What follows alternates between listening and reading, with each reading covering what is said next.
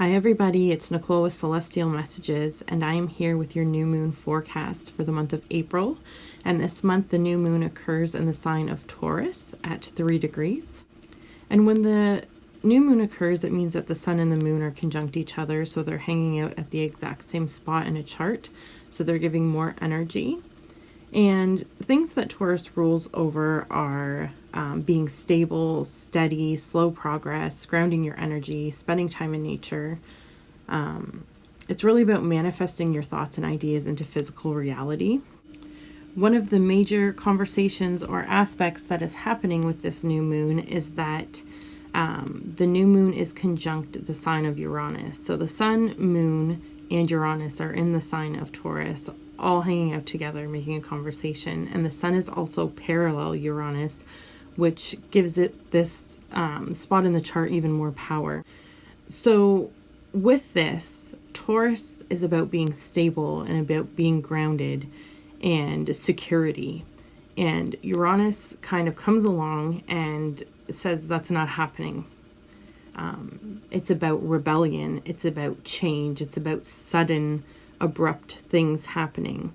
So Uranus kind of comes in and shakes up everything that Taurus is. It shakes it up and it says, sorry, it's not really what you're going to get this new moon. So when the new moon in Aquarius squared Uranus earlier this month on the 15th, we saw protests happen in Michigan and other places. Whether you think this is smart or not is not the point. People are rebelling, and there are chances that you may see protests like this continue. Some of these protests are about, not agreeing with being locked in your homes for any reason. Some of them is about getting back to work. So if you look at Taurus, the stability, right? People want to get back to work. They want to do their jobs. They want to feel stable again. They don't feel stable right now. Also with Uranus here, there's a chance that there will be rebelling against authority. With this conjunction, you may also see that there are changes and shifts within agriculture and farming, because the sign of Taurus kind of represents those type of things. And we've already seen in the news some things that there may be issues, at least in Canada, tied around agriculture and farming and getting the food to the people. So that might be an issue that we see come up a little bit more, at least within the next 2 weeks. So we also have the moon and the sun squaring Saturn. This aspect can literally translate to people getting tired and restless of being cooped up in their homes. It can show people, Saturn is about constriction and discipline and doing what you need to do. And the sun and the moon are squaring it. So it's showing that people are getting tired of it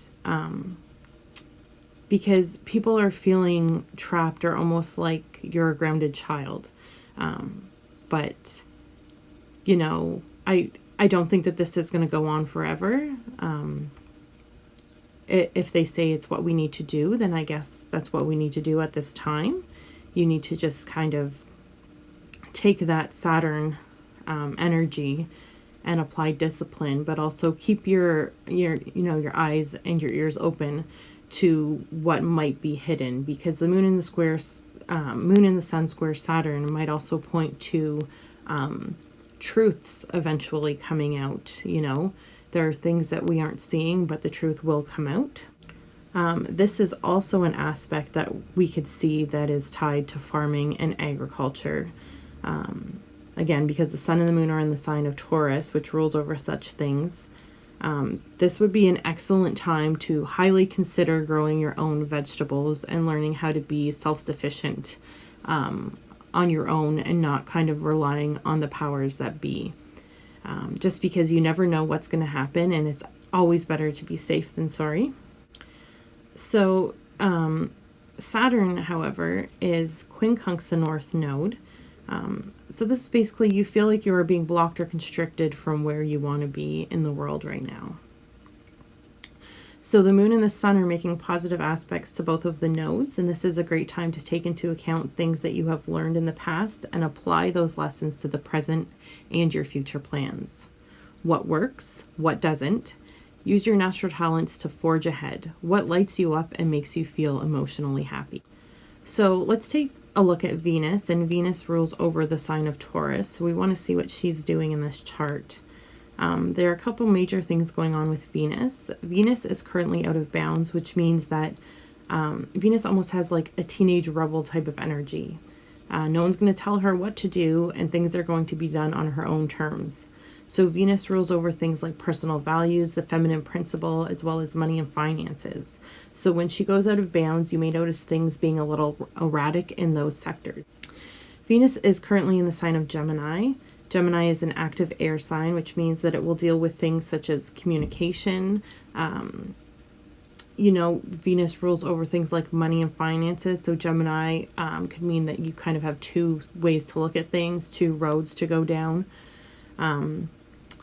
But you will find with Venus and Gemini that being social in any way can help you navigate through these times.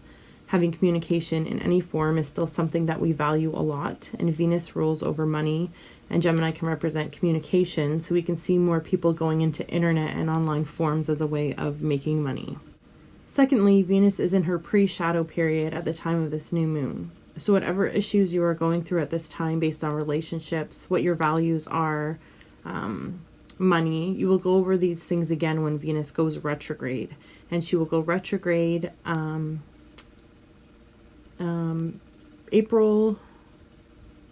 she's in her pre-shadow that started April 9th to May 13th, and she will go retrograde May 13th to June 25th. So Venus retrograde is a time when you will go inward and really decide what you value in your life. During this new moon, we also have Jupiter conjunct Pluto. They are still conjunct each other. They made their first conjunction April 4th, 2020. They will make this exact conjunction 2 more times on June 30th, 2020 and November 12th, 2020. They conjuncted at 24 degrees of Capricorn, which is the same place that Pluto will retrograde on April 25th, 2020. When these two planets meet up, there is a light being shone on the darkness. Capricorn represents government and known structures. There will be things that come to light, but it will be a gradual process that we may not get any real concrete answers until November. Corruptions and lies will be exposed. This has literally become a battle between the light and the dark. Raise your vibration, meditate, send healing vibes out into the world. You may not think that you can make a difference, but as we wake, more people raise their vibrational energy, which in turn reaches out to create global shift in energy. So that's it for this new moon. I would just like to say that I'm going to come out with either a podcast or a video talking about this new energy that we are dipping into, that we've already started going into. We all know that with this pandemic that's going on, that we're in a new normal, and when we come out on the other side, we will never go back to the way things were. And that can be shown in the astrology. We're coming into new times, new energy, and I'll be posting that sometime in the near future, so look out for that. Thank you so much for supporting me. If you feel guided, like, share, and subscribe this video, and I'll talk to you guys again soon.